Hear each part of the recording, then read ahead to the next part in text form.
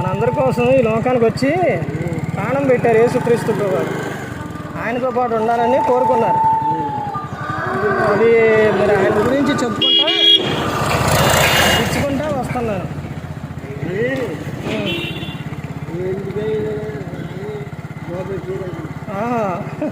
అవునండి, నన్ను ఎంతగా ప్రేమించారు.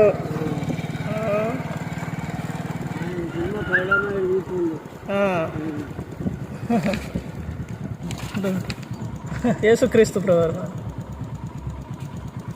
ఇదిగా బ్రదర్ కూడా ఇద్దరు చదువుకోండి. మన కోసం ఈ లోకానికి వచ్చి సిలువలో ప్రాణం పెట్టారు